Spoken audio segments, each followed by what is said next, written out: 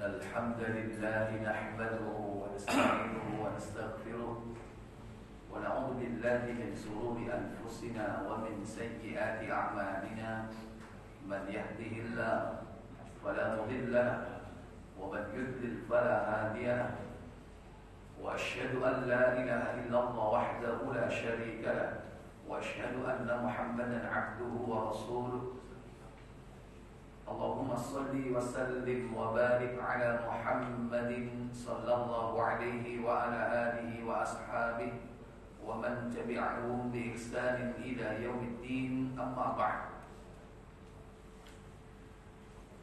Bersyukur kita pada pagi ini dibangunkan dalam keadaan sehat, berkumpul dengan nikmat iman, dimudahkan melangkah kaki kita di masjid untuk menunaikan tujuan kehidupan kita, ta'abbud ilallah, mengabdi kepada Allah. Semoga Allah memberi istiqamah, kelak diberi nikmat husnul khatimah. Salawat dan salam semoga terlimpah kepada junjungan kita baginda Nabi Muhammad bin Abdullah sallallahu alaihi wa alihi wasallam. Demikian pula untuk keluarga, keturunan, para sahabat dan seluruh pengikutnya hingga tegaknya hari pembalasan. Hadirin jamaah Masjid Darussalam Amsa yang dirahmati Allah.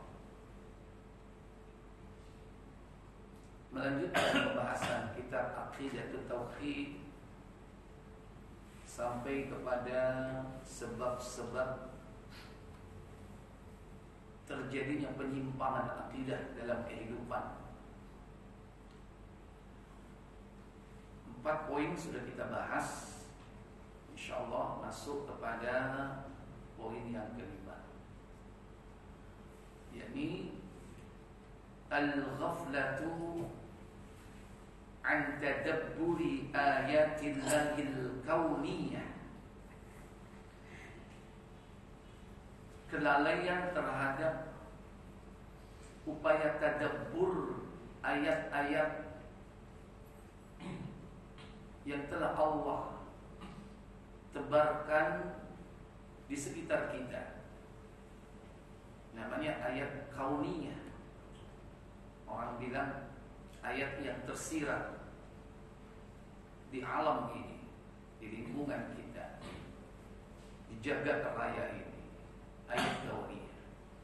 Wa ayatillahil qur'aniyah, dan juga yakni ayat-ayat Allah, khususnya Al-Quran, sehingga orang menyebut dengan ayat qauliyah. Ayat qauliyah, ada kauniyah, ada qauliyah. Ada yang tersirat. Nah, kalau ini tersurat.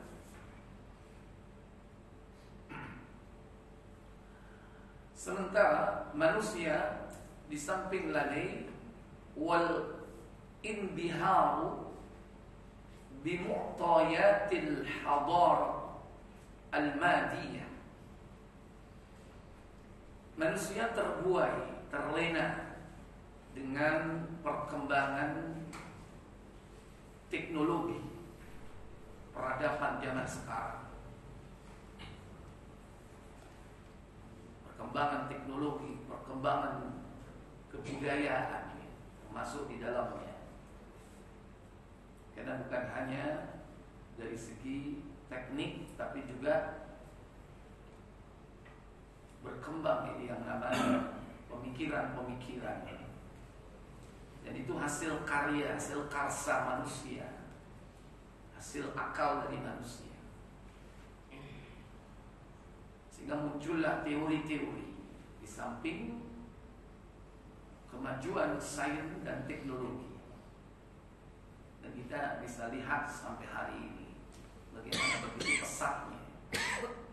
10 tahun yang lalu, 20 tahun yang lalu belum ada sistem Android ya. Kita jadul, masih teleponnya mungkin diputar, dipencet ya. Belum sampai gesek-gesek. Kalau sekarang serba digesek.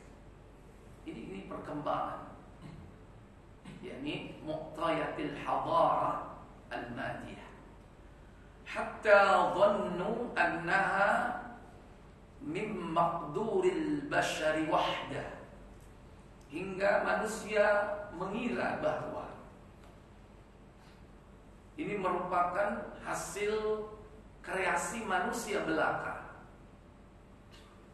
Jadi hanya dianggap semata-mata hasil karya manusia. Maksudnya tidak ada campur tangan Allah di situ. Apa konsekuensinya? Fasaru yu'azzimuna al-bashar, sehingga orang-orang akhirnya mengagungkan manusia. Dalam hal ini ya para penemu, pencetus ide. Dan dalam perkembangan sejarah, mayoritas didominasi oleh orang-orang kafir barat tentang penemuan-penemuan itu. Sehingga banyak manusia itu mengagungkan manusia, baik yang menemukan teknologi terbaru ataupun menemukan teori-teori yang dipakai dalam dunia pendidikan. Sehingga banyak dunia pendidikan ini dipengaruhi oleh teori-teori hasil orang-orang kafir. Ini yang terjadi.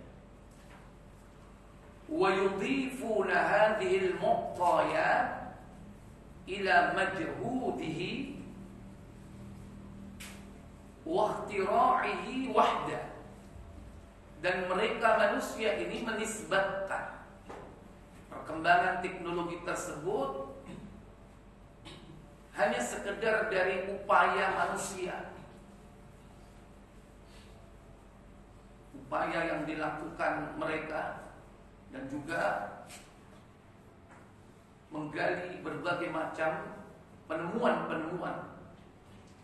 Itu semata-mata adalah hasil karya yang mereka telah kerjakan, sehingga seakan-akan manusia ini tidak ada kaitannya dengan pencipta. Kama qala Allah Ta'ala, sebagaimana firman Allah Ta'ala mensitir, yakni qala Qarun min qabl, perkataan Qarun. Sebelum kita, dulu ada orang yang bernama Qarun, yang dia ini memiliki kekayaan yang luar biasa. Kalau orang sekarang ini konglomerat barangkali, atau orang yang memiliki kekayaan yang luar biasa. Katanya, qala innama utitu ala ilmin 'indi. Dia berkata, sesungguhnya apa yang telah dikaruniakan kepadaku ini karena ilmu yang aku miliki. Padahal dia lupa siapa sang pemberi ilmu. Dia merasa bahwa dia mengerti dengan sendirinya, dan dengan ilmu itu kemudian dia berhasil sukses mengumpulkan harta yang banyak. Ini ucapan Qarun. Wa kama yaqulul insan, dan juga seperti ucapan seseorang, hadzali, ini adalah hasil karyaku, ini adalah kreasiku. Ini yang pertama tadi ada di dalam surah Al-Qasas di ayat yang ke-78, dan yang kedua dalam surah Fussilat ayat 50. Ini ucapan-ucapan kesombongan manusia yang menafikan keberadaan Allah Jalla wa'ala, yang mempermudah semua aktivitas manusia. Dalam ayat yang lain, surah Az-Zumar ayat 49, di mana mereka mengatakan innama utitu ala ilmin, sesungguhnya apa yang telah aku capai ini tidak lain hanyalah atas ilmu yang kumiliki. Ya sama saja semuanya. Intinya menafikan keberadaan Allah. Allah yang telah menciptakannya, memberi rizki, memudahkan, mengatur segala urusan-urusan mereka. Walam yatafakkaru wa yanzuru fi 'azamati, mereka tidak mau berfikir dan melihat akan keagungan man aujada hadhil kainat, zat yang telah menjadikan seluruh makhluk, baik makhluk hidup maupun makhluk yang tidak hidup, baik manusia, hewan, ini yang tampak, bahkan yang tidak tampak, jin, malaikat, mungkin mereka tidak beriman. Yang tampak oleh mata saja tidak diakui bahwa ini tidak lain adalah ciptaan Allah Jalla wa'ala. Demikian pula makhluk yang mati tidak berakal, mungkin gunung, air, matahari, bulan, mengingkari siapa yang menciptakannya. Wa auda'aha hadhil khasa'isal bahirah, bahkan zat yang meletakkan segenap potensi yang tersembunyi di dalam makhluk-makhluk itu, karena masing-masing punya potensi yang kemudian manusia bisa mengeluarkan potensi, menggali potensi tersebut. Wa aujadal bashara, dan zat yang menciptakan manusia, wa a'tahul muqaddarata ala istikhraj hadhihi al-khasa'is, dan zat yang telah memberikan kemampuan kepada manusia, bukan hanya menciptakan manusia, tapi manusia juga diberikan oleh Allah kemampuan untuk apa? Ala istikhraj hadhihi al-khasa'is, yaitu kemampuan mengeluarkan seluruh potensi-potensi khusus yang ada pada makhluk itu. Bumi dieksploitasi. Dulu mungkin orang tidak tahu kalau di dalamnya terdapat minyak. Sekarang luar biasa. Bahkan barang tambang di dalamnya, atau mungkin makhluk hidup. Ternyata makhluk ini bisa dieksploitasi untuk kebaikan manusia. Nah, kemampuan untuk mengeluarkan, mulai dari mengetahui dan mengeluarkan potensi itu dari Allah. Karena Allah yang telah meletakkan itu semua. Wal intifa'u biha, bahkan memanfaatkan semua itu. Tidak lain kemudahan dari Allah Jalla wa'ala.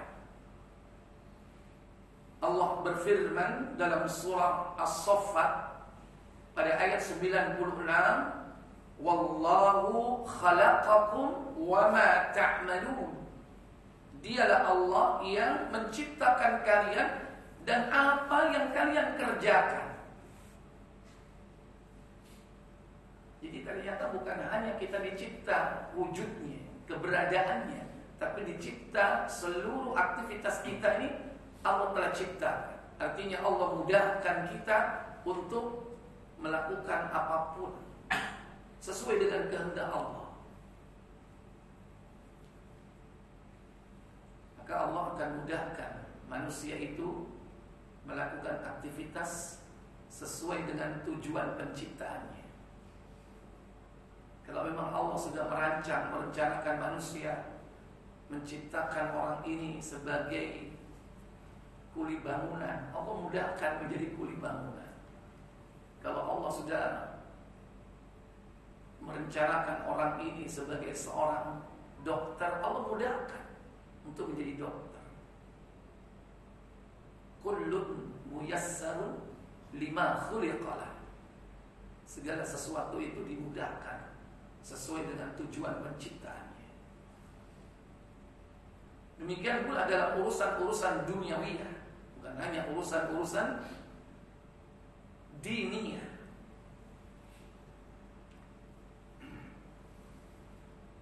Kemudian dalam surah Al-A'raf ayat 185 Allah Jalla wa Ala berfirman, "Awalam yanzuru fi malakutis samawati wal ardi wama khalaqallahu min syai'." Tidakkah kalian melihat bagaimana hebatnya kerajaan langit dan bumi dan apa yang telah diciptakan Allah segala sesuatu di antara keduanya itu. Kita tidak tahu berapa luasnya langit, berapa penghuninya. Demikian pula di bumi. Mungkin barangkali orang bisa mereka-reka berapa luasnya bumi, tapi tidak akan mampu mendeteksi atau bahkan mereka-reka jumlah makhluk yang ada di dalamnya. Nggak akan bisa. Kalau di langit, sampai hadis menyebutkan bahwa tidak ada tempat di langit selebar 4 jari melainkan terdapat dahi malaikat bersujud kepada Allah. Berarti begitu padatnya malaikat di langit itu. Demikian pula di bumi. Berapa besar dan jumlah makhluk yang ada, tidak seorang pun tahu. Itulah kerajaan yang besar. Kemudian dalam surah Ibrahim mulai dari ayat 32 dan 34 Allah Jalla wa Ala berfirman, Allahul ladzi khalaqas samawati wal arda wa anzala minas samai ma'an fa akhraja bihi minas thamarati rizqan lakum.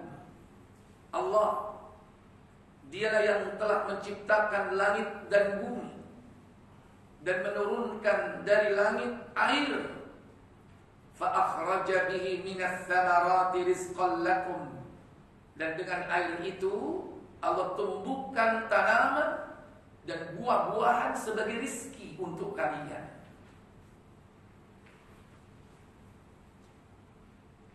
Berapa kali hujan yang terjadi sejak mulai bumi dicipta sampai hari ini? Tidak ada yang tahu.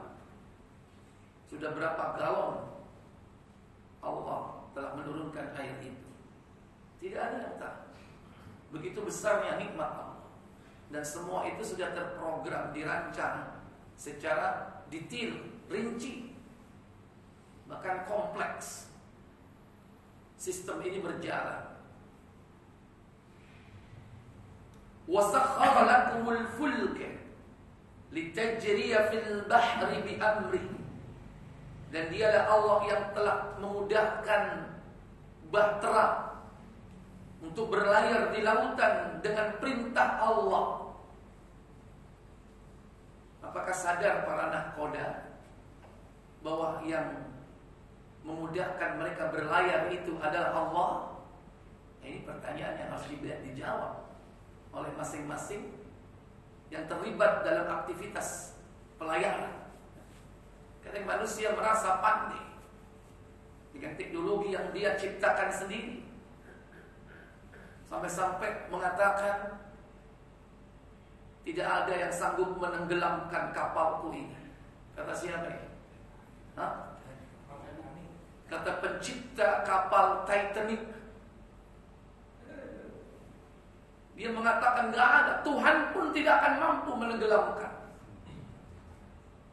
Akhirnya bukan badai yang menenggelamkan, hanya sepucuk gunung apa?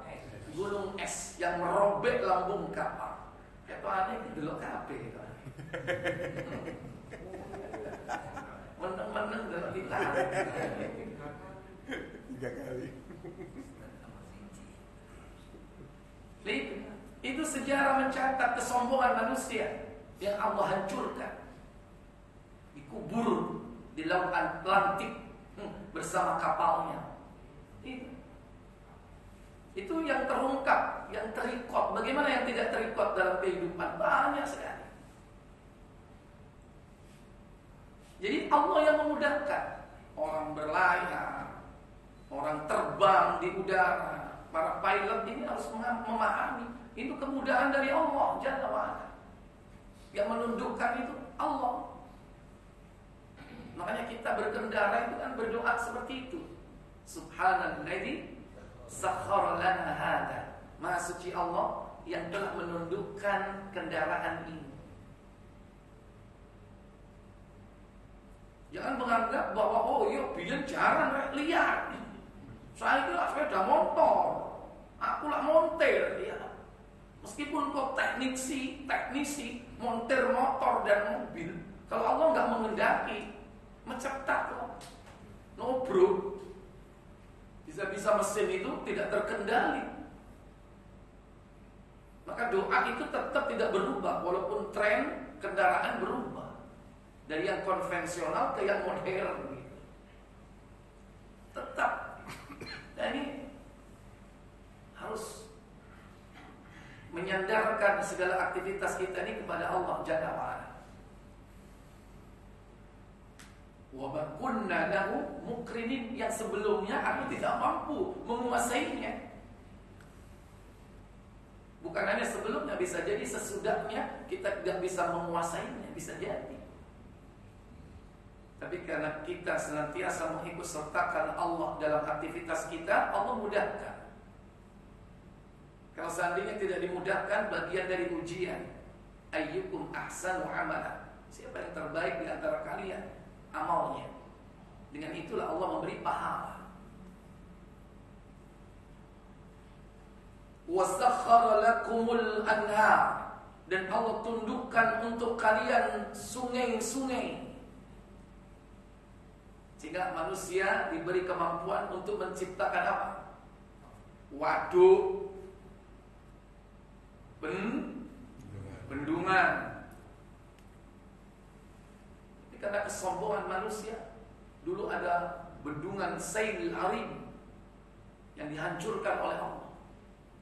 Sekarang manusia bisa menciptakan waduk-waduk besar, raksasa. Bahkan ternyata dari situ ditemukan teknologi. Kemudahan dari Allah apa? Teknologi apa? PLTTA, pembangkit listrik tenaga apa? Tenaga.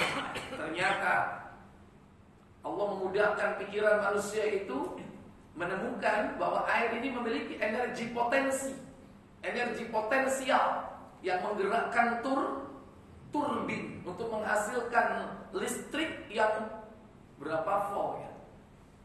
Tukang listrik berapa? 240.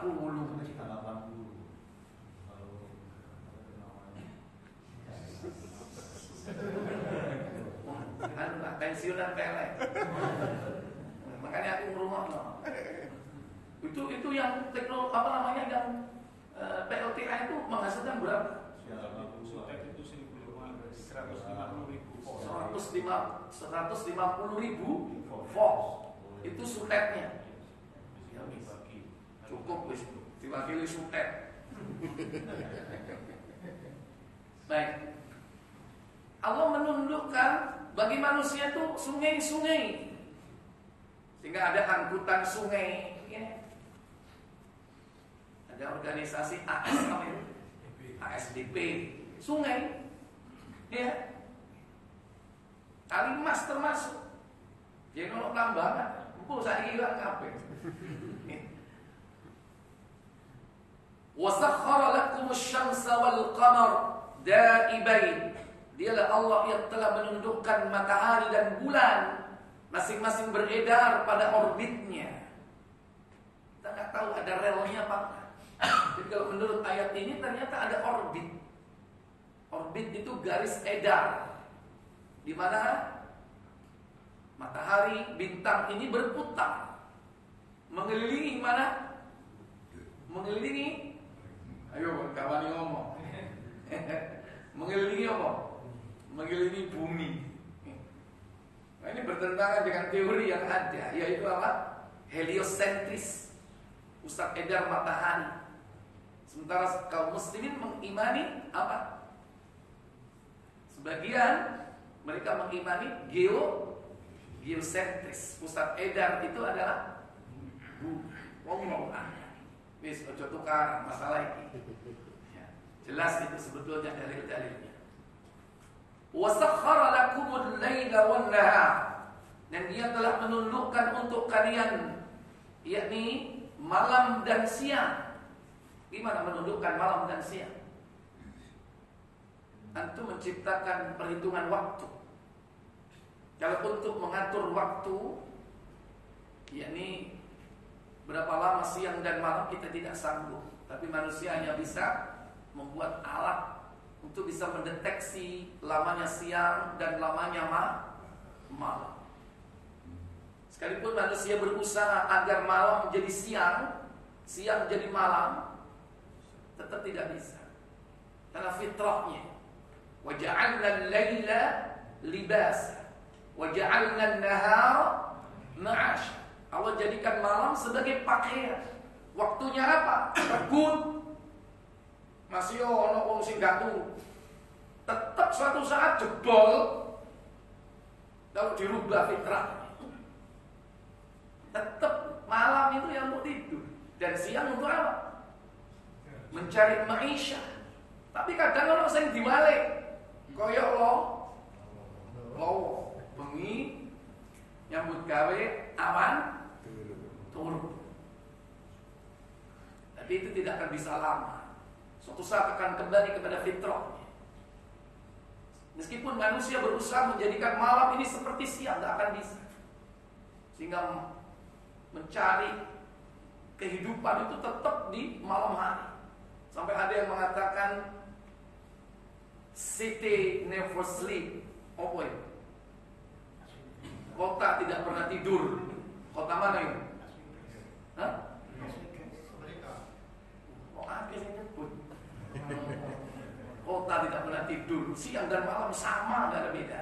Tetap nggak bisa menyalahi fitrah. Kan kembali kepada fitrahnya. Wa atakum min kulli ma sa'altum. Dan Dialah Allah yang telah memberi untuk kalian segala apa yang kalian minta.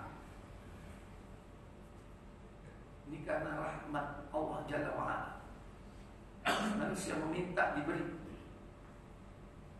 Karena memang permintaan itu diucapkan. Dan Allah berjanji akan memberi siapapun yang meminta. Kata Allah, ujibu da'watad da' idza da'an. Aku akan mengabulkan doa apabila dia mau meminta. Orang kafir pun kalau minta diberi atau tidak? Diberi. Sifat rahman Allah. Allah memberi manusia siapapun yang mau meminta.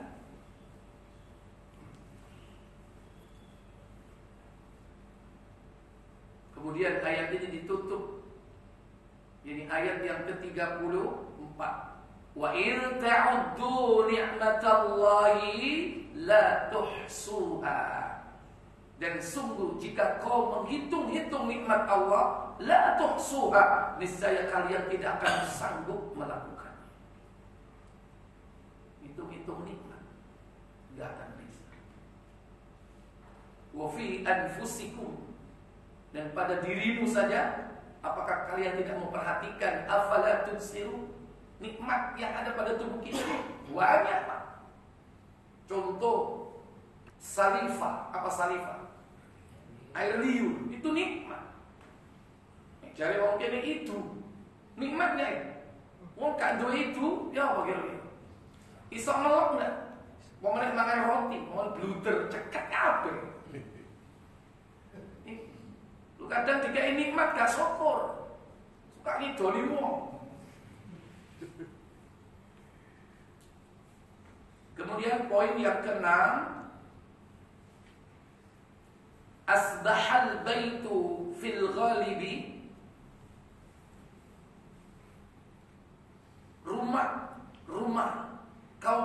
muslimin pada umumnya di zaman sekarang, ini penyebab kenapa terjadi penyimpangan, khalian minat tawjihis salim, sepi dari upaya mengarahkan anggota rumah itu, anggota keluarga itu kepada arahan yang benar, yang menyelamatkan dari kehidupan dunia dan juga untuk kehidupan akhirat.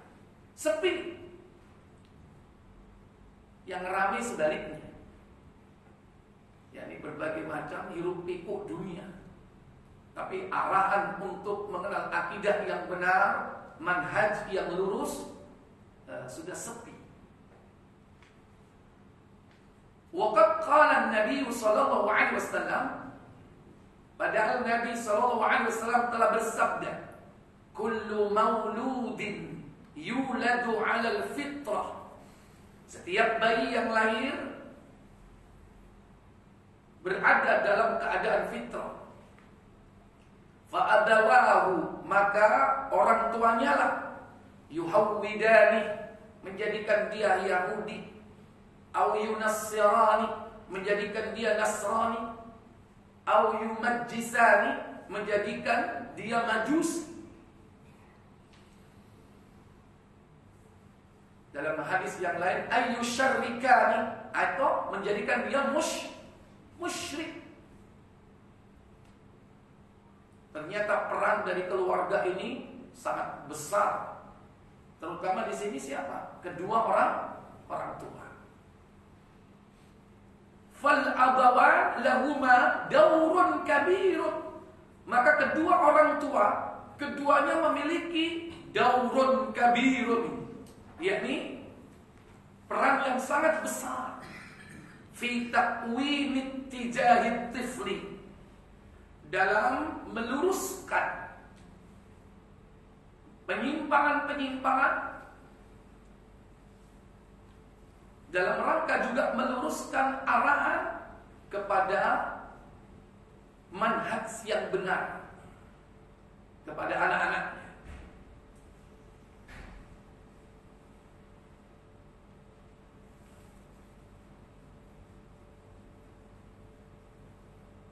Banyak ayat yang memerintahkan kepada orang tua untuk mengkondisikan agar anak ini memiliki pemahaman yang benar. Kalau kita bagi anak mulai dari bayi sampai dia 10 tahun misalnya, Nabi sudah memberikan ajaran. Yang pertama, sabda beliau di dalam hadis Abu Dawud, Nabi mengatakan, ketika dia usia 10 tahun, wadribuhum 'alaiha wa hum abna'u bi asyrin, pukullah dia jika melanggar, tidak mau melaksanakan sholat ketika dia usia berapa? 10. Ini salah satu bentuk kurikulum yang harus diajarkan kepada anak. Bahkan sebelum itu, sejak kecil, selagi anak itu bisa memahami pembicaraan orang tuanya, atau bahkan dia bisa berbicara, umur berapa kira-kira orang bisa berbicara? Mungkin 2 tahun, 3 tahun, terlepas apakah dia lambat atau tidak. Itu sudah diajarkan tauhid. Kurikulumnya ada dalam surat Luqman 31 ayat 13 dan seterusnya. Makanya kata Luqman, wa idh qala Luqmanu libnihi wa huwa ya'iduhu ya bunayya la tusyrik billah inna syirka la zulmun 'adzim. Ini tidak lain kurikulum dasar yang harus disampaikan kepada anak, apa? Tauhid. Agar dia mengesahkan Allah dan menghindari perbuatan apa? Syirik. Nah, jangan sampai rumah-rumah tangga kita ini sepi dari ittijah, yakni arahan-arahan as-salim yang benar, yang lurus, yang menyelamatkan mereka semua dari bahaya syirik dan kufur serta penyimpangan-penyimpangan yang lainnya. Lalu kemudian diajarkan akhlak, bagaimana akhlak kepada kedua orang tua, akhlak kepada orang lain, dan sifat karakter sebagai seorang mukmin. Padahal sudah ada kurikulum, itu sudah ada, konten sudah ada. Di hadis banyak bagaimana cara mengajarkan anak-anak itu. Baik, kita lanjutkan yang ketujuh.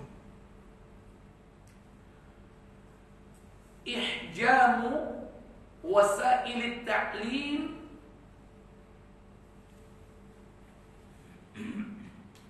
keengganan media atau sarana pendidikan atau media pendidikan wal i'lami fil ghalibil alamil islami, dan juga sarana informasi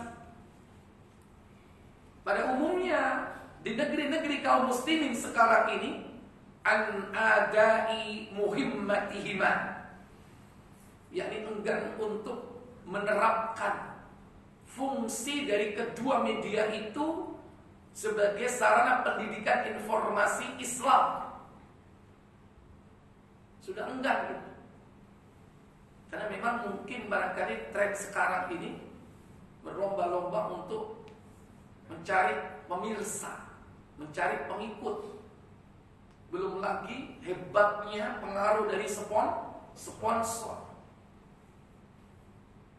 yang tentunya orientasi sponsor ini adalah untuk kepentingan bisnis kapitalis. Sehingga kadang-kadang siaran-siaran itu, media-media informasi dan bahkan pendidikan ini sudah melenceng. Faqad asbahat manahijut ta'lim fil ghalib, dan telah kita jumpai di zaman sekarang metode pendidikan pada umumnya la tuwalli janibaddin ihtimaman kabiran, kurang memberi perhatian di dalam urusan din agama, tidak memberikan perhatian yang besar maksudnya. Bisa kena ini, yang penting ono. Coba sekarang kurikulum pendidikan agama di sekolah sedikit apa banyak? Berapa persen kira-kira? Sepekan berapa kali pertemuan untuk pelajaran din agama? Sekali ya? Sekali. Lu ngono saya kira harap dihapus. Bener gak ya? Nah, sudah tidak ditambah malah dihapus. Ini yang ironi, Bapak Ibu saudara sekalian yang dirahmati Allah. Aula tahtammu bihi aslan, bahkan bisa jadi sama sekali tidak mau memperhatikan. Kalau tadi perhatiannya kecil, tidak memberikan perhatian yang besar, kadang sama sekali tidak mau memperhatikan, memberi perhatian dalam pendidikan atau pengajaran agama.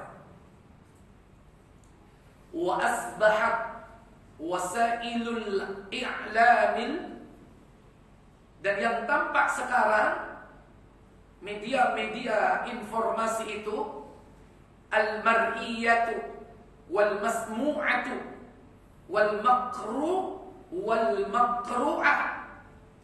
Media apa? Meliputi al-mar'iyah, visual, al-masmu'ah, audio. Kalau visual ini mungkin barangkali apa?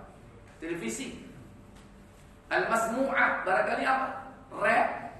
Radio, yang nggak bisa lihat orangnya tapi dengar.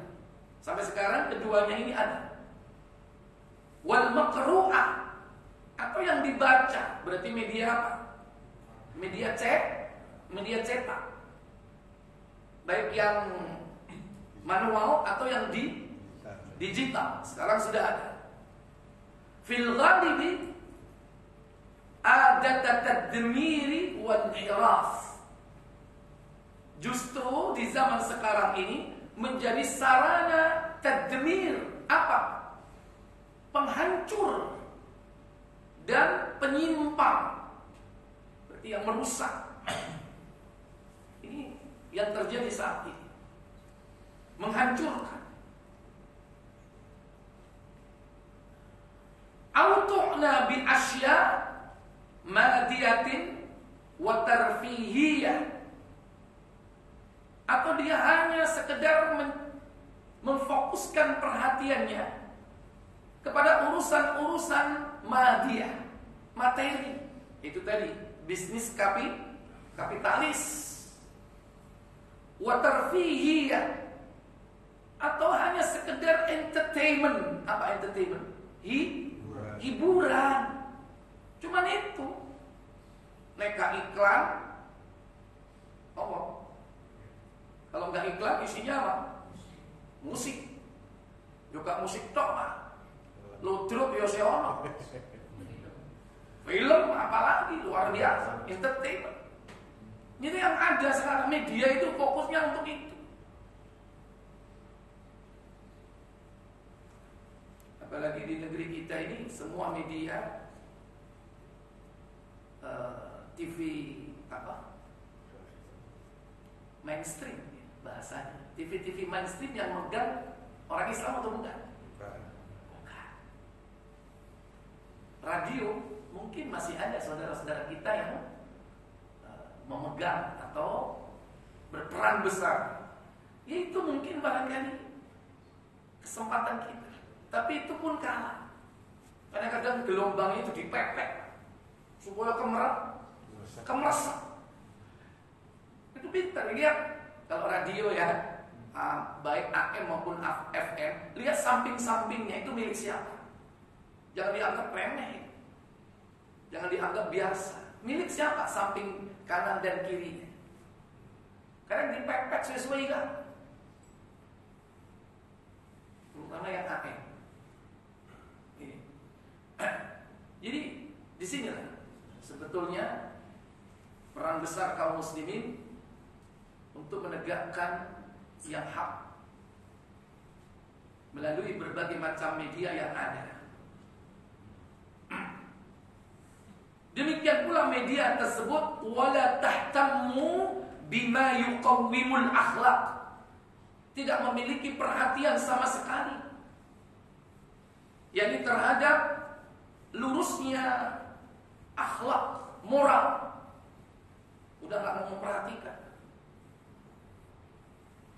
Yang penting produknya laku, atau yang penting manusia senang. Urusan akhlak, urusan nanti. Mau kamu pakai baju atau telanjang bukan urusan.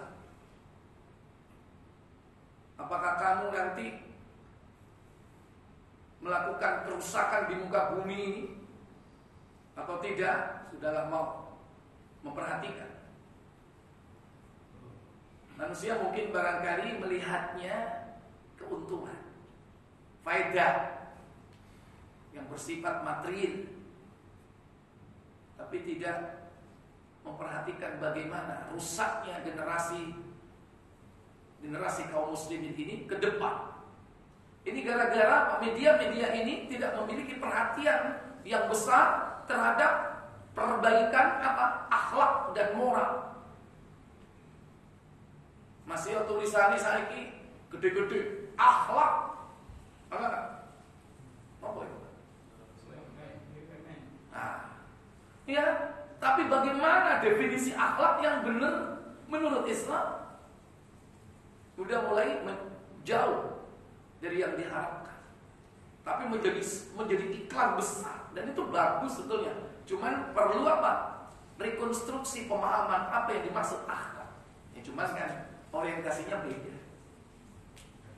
Orientasi materi, bukan untuk tegaknya kebahagiaan manusia, dunia dan akhirat. wa yazra'ul aqidata shahihah. Tidak mau memberikan pertanyaan untuk tumbuhnya akidah yang sahih, yang benar. Wa yuqawimu tiyaratil munharifah, dan juga tidak mau melawan atau menangkis berbagai macam aliran-aliran sesat yang sekarang ini sudah semakin merajalela.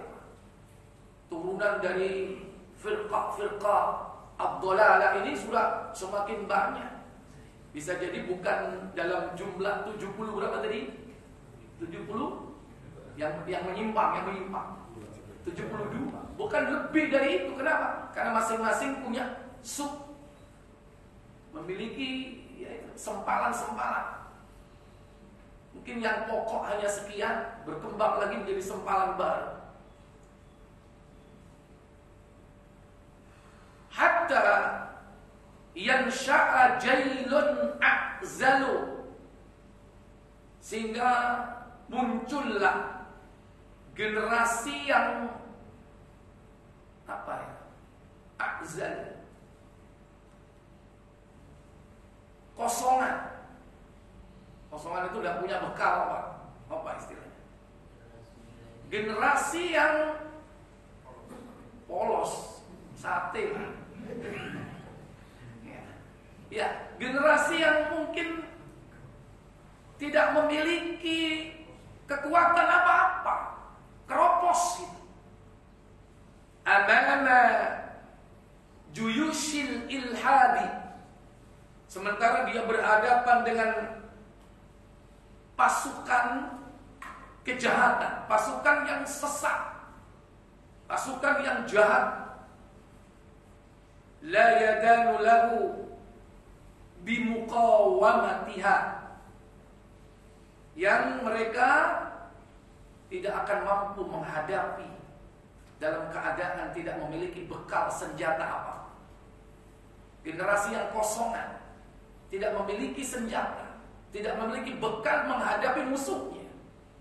Makanya generasi-generasi sekarang ini yang gitu. Atau angin tok awake gede, tapi mentalnya keropok, kena banyunya sewes-sewes, ngompong misalnya. Ya, kenapa? Karena orientasinya fisik. Makanya gym itu di mana-mana. Awalnya gede-gede. Begitu diuji sama anaknya, diuji sama istrinya, diuji dalam hidupnya, dalam urusan pekerjaan, bablas. Ujung-ujungnya akhirnya murtad, itu puncaknya. Ini yang memang dipersiapkan oleh mereka. Baik. Berikut wasubulut tawaqi min hadhil inhiraf tatalakhas fi ma yali. Adapun cara untuk menanggulangi penyimpangan-penyimpangan tersebut disimpulkan dalam beberapa poin di bawah ini. Ada berapa ini? Untuk menanggulangi semua itu ada 4. Pertama, ar-ruju' ila kitabillahi azza wa jalla, merujuk kembali kepada kitab Allah, wa ila sunnati rasulillahi sallallahu alaihi wasallam, la talaqqiyal i'tiqadis sahih minhuma, dan mengambil dari sumber keduanya, yakni i'tiqad yang sahih. Karena memang tidak ada cara lain kecuali dengan kembali kepada Al-Quran dan As-Sunnah sebagai panduan hidupnya. Bahkan ketika terjadi perselisihan, faruddu ilallahi wa rasulih, tidak ada cara kecuali kembali kepada Allah dan Rasul, yaitu kembali kepada Al-Quran dan As-Sunnah. Kama kana as-salafus salih yastamiduna aqidatahum minhuma, di mana mereka para salafus salih menyandarkan akidah mereka terhadap keduanya, yakni Al-Quran dan As-Sunnah. Wa la yuslih akharaha illa ma aslaha awwaluha, dan tidaklah menjadi baik generasi akhir dari umat ini melainkan dengan mencontoh generasi awalnya, yaitu siapa? Salafus salih.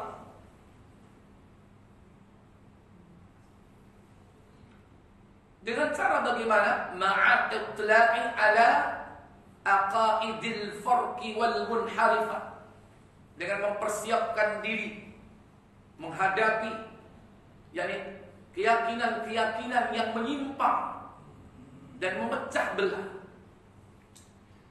Dan perlu wa ma'rifati syubbah wa ma'rifatu syubbabahum li raddi 'alayha wa tahdhir minha, mengetahui bagaimana kesamaran-kesamaran dari kesesatan itu agar bisa menolaknya dan memberikan peringatan darinya.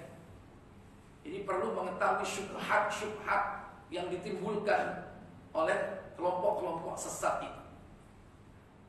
Dengan cara bagaimana? Itu tadi kembali kepada Al-Quran dan Sunnah. Kenapa demikian? Li'anna man la ya'rifu syarra yushiku ayyaqa fihi. Karena orang yang tidak mengetahui tentang keburukan, ditakutkan nanti dia akan terjerumus ke dalamnya. Maka mengetahui keburukan itu bukan untuk dilakukan, tapi diantisipasi. Jangan sampai kita melakukan atau bahkan tenggelam di dalamnya. Kedua, al-inayatu bitadrisil aqidatis sahihah, yakni memberikan perhatian yang besar di dalam upaya pendidikan dan pengajaran yang berkaitan dengan akidah yang benar. Ini harus menjadi perhatian. Sebelum memberikan pelajaran apa, basic itu harus menanamkan apa dulu? Akidah. Dan akidah yang bagaimana? Akidah yang sahih, yang benar, yakni aqidatus salafus salih. Aqidatus salafis salih, yakni akidahnya para salafus salih.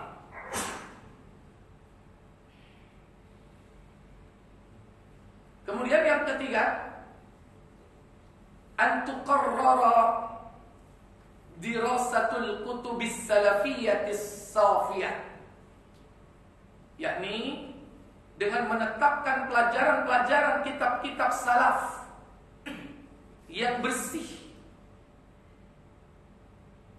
Kadang-kadang kitab-kitab yang ditulis ini banyak berisi penyimpangan-penyimpangan. Makanya harus apa? Menyebarkan kitab-kitab para salafus salih yang bersih. Wa yabta'idu an kutubil farqi wal munharifah, dan menjauhkan generasi ini dari kitab-kitab yang memecah belah dan yang menyimpang. Kasufiyah, seperti kitab orang-orang sufi, wal mubtadi'ah atau ahlul bid'ah, seperti wal jahmiyah, wal mu'tazilah, wal asy'ariyah, wal maturidiyah wa ghairahum, illa min babi ma'rifatiha, dan kitab-kitab yang lain dari kitab-kitab yang menyesatkan dalam perkara akidah dan manhaj tersebut, kecuali dalam rangka untuk mengetahuinya, li raddi ma fiha minal batil wa tahdhiri minha, atau dalam rangka untuk menolak berbagai pemahaman-pemahaman yang batil serta memperingatkan dengannya. Kemudian yang terakhir, qiyamu du'ati muslihin, menebarkan dai-dai yang muslihin.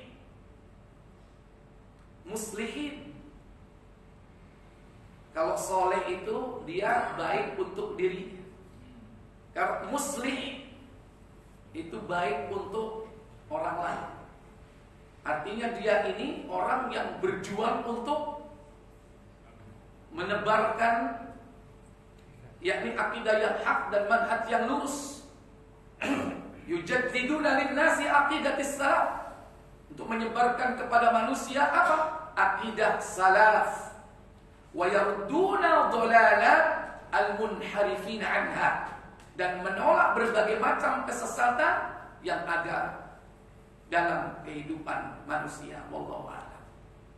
Mungkin kita sudah sampai kepada akhir bab yang pertama. Fa insyaallah nanti bab yang kedua fi bayani makna tauhid wa anwa'i, penjelasan tentang makna tauhid dan jenis-jenisnya. Insyaallah kita akan lanjutkan di waktu yang akan datang. Baik, sebelum saya tutup, mungkin barangkali ada pertanyaan, saya berikan waktu. Ya, silakan. Jika di kampung kita dalam bulan Muharram mengadakan acara yang kandung kesyirikan, itu bagaimana sikap kita? Baik. Ada sikap, ada perilaku. Sikap itu ditunjukkan dengan ucapan. Ketika Abdullah bin Umar didatangi dua tabi'in mengatakan bahwa terjadi kesesatan kelompok Qadariyah, maka Abdullah bin Umar bersikap, katakan kepadanya bahwa aku tidak sependapat. Ini penting. Ucapan itu sebagai bentuk sikap. Dan itu refleksi yang berasal dari hati kita. Kemudian yang kedua, perilaku. Perilaku yang bisa dilakukan, mungkin kalau kita menganggap bahwa itu bentuk kemungkaran, kembali kepada hadis, man ra'a minkum munkar falyughayyirhu biyadihi. Jika kamu melihat kemungkaran, maka rubahlah dengan tangan. Mampu nggak? Nggak mampu. Mungkin kalau itu bukan perkara bid'ah, penyimpangan sampai kesyirikan, mungkin barangkali kemaksiatan yang orang lebih besar kontrolnya terhadap perbuatan maksiat. Contoh, minum khamr di depan kampung. Kalau antum punya kekuatan, bisa nggak merubahnya? Kalau yang itu, ya, kalau ini kan sepakat, karena ada undang-undangnya, ada hukumnya, ada aturannya. Minum khamr. Tapi kalau kesyirikan, perbuatan bid'ah yang tidak ada aturannya, tapi menurut Al-Quran dan Sunnah ini merupakan penyimpangan. Karena susahnya di sini. Jadi untuk sampai pada tingkat tertinggi, ketika melihat kemungkaran itu, falyughayyirhu biyadihi, kita nggak mampu. Kecuali orang yang memiliki apa? Memiliki kekuatan, kekuasaan. Nah, itu baru bisa. Tapi itu pun pasti banyak penentuan. Yang kedua, fa in lam yastati' fa bilisan. Apabila kau tidak mampu dengan tanganmu, maka rubahlah dengan lisan. Apa? Memberikan nasihat. Tidak ada contohnya dari Nabi seperti ini. Ngapain kita pakai datang ke punden, bawa sajen. Dulu anak waktu masih kecil, di tempat anak kebalen. Anak kebalen Kulon Gang 3. Di Kebalen Wetan Gang 1 itu ada kuburan. Ya. Itu kuburannya dempet dengan rumah seseorang. Masuk lompongan. Di kampung anak itu setiap kali mau ada hajat, orang mau menikahkan, itu buat sajen makanan-makanan dibawa ke sana, ke Mbah Datuk. Sampai sekarang ada kuburan. Saya ingat itu apa saja yang ada di situ. Termasuk saya lihat ada kepala kambing yang ada di situ. Tutup sapi ya larangan. Ini kambing. Nah, ingat. Dan kalau sudah dari situ orang makan-makan. Apa yang dibaca-bacain di situ, yang dibawa berupa makanan di tempat di pinggir makam itu mereka makan di situ. Pulang itu naruh di atas gewel. Gewel itu gapuro. Itu di atasnya ada tiang, itu ada sajen, ada kembang, ada ketan, ya, ono apem, ono endong, ono rokok. Biasanya rebutan. Saya nggak tahu dulu, masih belum sobo ampel, waktu itu masih SD. Jadi petualangannya belum sampai sini. Waktu itu kelas 3. Lihat rebutan. Nggak tahu kalau di ampel waktu itu masih ada nggak? Benar ada. Oh, nyambungan, menang deh. Ya, itu contoh. Alhamdulillah hari ini sudah tidak ada. Nggak ada sudah. Ini contoh. Ya, mudah-mudahan itu dari orang-orang yang mengingatkan, menyampaikan bahwa ini tidak ada tuntunan. Dengan derasnya arus informasi din agama ini, dengan segala macam media, kemungkinan orang berubah. Kita bersyukur. Tapi mungkin barangkali trennya berbeda sekarang. Kesyirikannya bentuk lain, atau kalau enggak apa? Hijrah, enggak di situ. Ke tempat yang lebih keramat lagi. Bisa jadi seperti itu. Nah ini. Jadi peran kita mengingatkan di sini. Tapi kalau fa'il lam yastati, yang kedua ini enggak mampu, fa biqalbi wa dzalika adhaful iman, dan itu selemah-lemah iman. Israil enggak lulus. Allah, pancet ae. Kok gak berubah-berubah. Arep ngiling kok gak mampu. Delok itu motoris gak kuat. Maka berlaku tahapan-tahapan. Tapi antum juga membentengi keluarga kita, ya, anak-anak kita, istri kita, orang-orang dekat kita dari pengaruh-pengaruh dahsyat seperti itu. Itu dahsyat pengaruhnya, Pak. Terutama kalau dipoles dengan apa? Dengan materi. Orang itu kadang-kadang ikut-ikutan karena apa? Karena ada materinya. Mulai juga amplop tok, ya. Mulai bawa seneng kan? Apa-apa, sing penting iki. Sing penting aku nang jero ati gak melo. Awalnya begitu. Orang kalau menyimpang itu bisa disimpangkan oleh Allah. Kalau sudah zalhu azalullah. Kalau orang itu sudah menyimpang hatinya, Allah akan palingkan hatinya. Kalau sudah seperti itu, iso balik bisa jadi. Wis kadung enak nang ngono. Karena berubah sulit. Aduh, enak. Jadi kita punya peran masing-masing di tempat kita. Dimulai dari keluarga, usrah kita. Tentu dalam keluarga ini dimulai dari siapa? Ibda binafsik, mulai dari diri kita. Yang penting kita harus komitmen kuat, jangan pelin-pelan. Itu yang penting. Kadang-kadang suatu saat kita berkuar-kuar, suatu saat melok. Ini yang bahaya. Makanya ibda binafsik, mulai dari diri kita. Kuatkan dulu kita ini, baru keluarga kita. Kadang-kadang keluarga kita ini apa? Dijadikan peluru bagi mereka. Niku ngandani wong, delokon bojomu, delokon anakmu dhewe. Ini jadi peluru. Padahal ini tidak bisa dijadikan alasan. Perkara anak istri itu perkara hidayah dari Allah. Jangan sampai orang itu berhenti untuk berdakwah hanya karena alasan istri dan anak.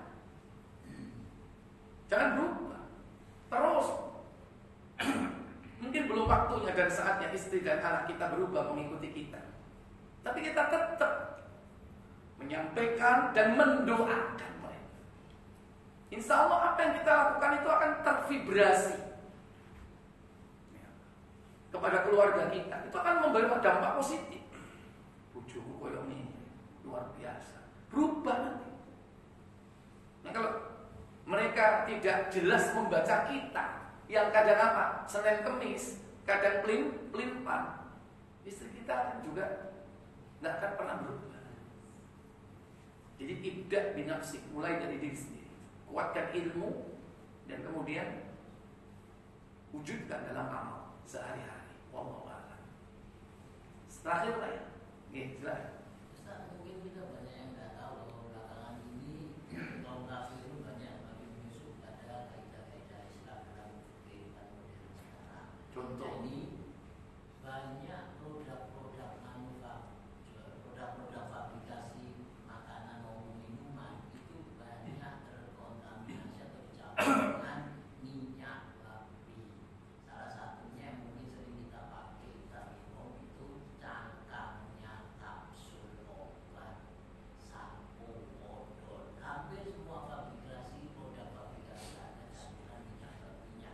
Menurut salah satu penelitian dosen teknologi industri Undra.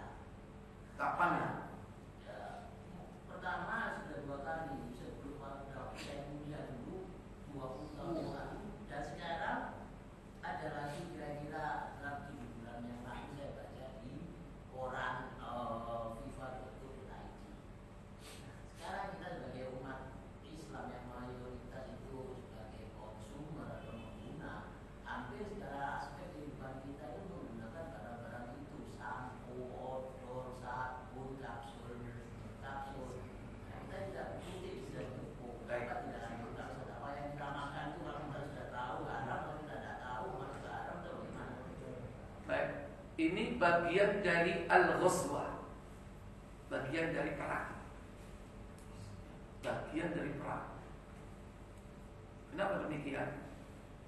Orang-orang kafir itu mengerti senjata paling ampuh kaum muslimin. Bukan nuklir, bukan. Kata Nabi apa? Ad-du'a silahul mu'min. Doa senjatanya orang mukmin. Dan ini disadari oleh musuh-musuh kita. Bagaimana caranya senjata kita ini tumpul, senjata kita ini hancur. Mereka itu nggak takut dengan nuklir, dengan M16, dengan F1, balapan mobil lah, F16, M16, F16, nuklir. Sekarang yang lebih hebat dari nuklir itu uranium, plutonium apa itu? Unsur yang lebih dahsyat daripada bahan dasar dari nuklir. Ada ditemukan. Ya. Jadi mereka nggak takut Pak. Dengan jumlah kaum muslimin banyak itu nggak takut. Karena memang dalam sejarah berlaku ayat kam min fi'atin qalilatin ghalabat fi'atan katsiratan biiznillah. Berapa banyak golongan kecil mampu menumbangkan golongan yang besar biiznillah, dengan izin Allah. Dan dalam sejarah itu mulai dari perang melawan Jalut, Goliat, ya, Daud melawan Jalut, dipimpin oleh siapa? Tolut. Sedikit nggak jumlah pasukannya? Sedikit. Sampai perang Badar, hanya ratusan orang melawan ribuan orang. Kenapa mereka menang? Golongan kecil ini mampu menumbangkan yang besar karena ad-du'a, doa. Bagaimana Nabi ketika itu bermunajat kepada Allah sampai luar biasa. Abu Bakar sampai udahlah, tenang wahai Nabi. Sekiranya hancur kaum muslimin hari ini, tentu tidak akan ada yang menyembah engkau setelah hari ini. Ucapan ini terkenal sampai selendang atau ridak beliau jatuh. Doa. Dan nanti di akhir zaman pun demikian. Doa. Nah kalau sekarang ini Pak, kita ini masih dalam kondisi terburuk. Kenapa demikian? Karena telah dihancurkan doa-doa kita melalui makanan yang haram. Wis melempem kalau sudah, tumpul kalau sudah kena makanan dan minuman yang haram. Kata Nabi, coba dibuka Muslim nomor 971.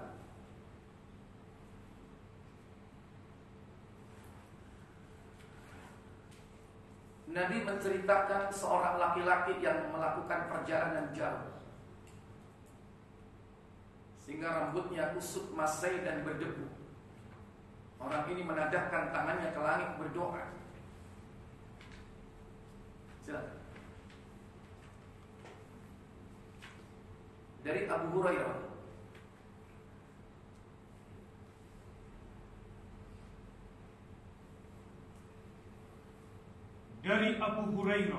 radhiyallahu an, ia berkata, Rasulullah SAW bersabda, apa sabda beliau? Hai manusia, sesungguhnya Allah itu baik.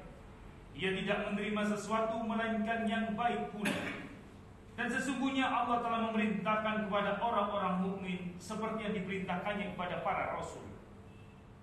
Firman Allah Quran Surat Al-Mu'minun ayat 51, Allah berfirman, wahai para rasul, makanlah makanan yang baik-baik atau halal, dan kerjakanlah amal saleh. Sesungguhnya aku Maha mengetahui apa yang kamu kerjakan. Dan di dalam Quran Surat Al-Baqarah ayat 172, wahai orang-orang yang beriman, makanlah rezeki yang baik-baik yang telah kami rezekikan kepadamu. Kemudian Nabi SAW menceritakan tentang seorang laki-laki yang telah lama berjalan karena jauhnya perjalanan yang ditempuhnya, sehingga rambutnya kusut, masai dan berdebu. Orang itu menadahkan tangannya ke langit seraya berdoa, wahai Rabbku, wahai Rabbku. Ya. Padahal makanannya dari Di sini terkumpul poster doa. Ada 3 posternya. Nabi mengatakan dzakar rajul yutilus safar. Beliau menceritakan seorang lelaki yang melakukan perjalanan jauh, as'asa wa aghbar, rambutnya kusut, masai dan berdebu. Ini poster pertama, yaitu dalam keadaan safar. Dakwatul la turad, dakwatul musafir. Doa yang tidak tertolak, doanya orang yang dalam perjalanan. Thumma yamuddu ila sama, yamuddu yadayhi ila sama. Dia tadakkan tangannya ke langit. Ada sebuah hadis, Allah malu kepada hambanya yang berdoa mengangkat kedua tangannya, diturunkan sifron dalam keadaan hampa. Poster kedua. Poster ketiga apa? Dia berdoa dengan bertawassul memakai nama dan sifat Allah. Dia katakan ya Rabb, ya Rabb. Apa maksudnya ya Rabb di situ? Yaitu dia panggil Allah Al-Khaliq, Al-Muhyi, Al-Mumit, Ar-Razik, Al-Mudabbir. Itu makna Rabb. Berkumpul di dalamnya nama-nama Allah. 3 ini Pak gatok. Apa gatok? Gagal total. Gara-gara apa? Lanjut. Padahal makanannya dari barang yang haram, Famat'amuhu haram, minumannya dari yang haram, wa mashrabuhu haram, pakaiannya dari yang haram, wa malbasuhu haram, dan dia diasuh dengan makanan yang wa haram. ghudhiya bil haram. Dibesarkan dia, diasuh sejak kecil dari barang yang haram. Tahu nggak anak ini? Nggak tahu. Berarti menunjukkan apa? Sekalipun tidak tahu, tetap rusak doanya. Sehingga apa kata Nabi? Maka bagaimanakah Allah akan memperkenankan doanya? Wa anna yustajabu lah. Bagaimana mungkin orang ini doanya dikabulkan? Tidak mungkin. Makanya hati-hati dengan makanan dan minuman.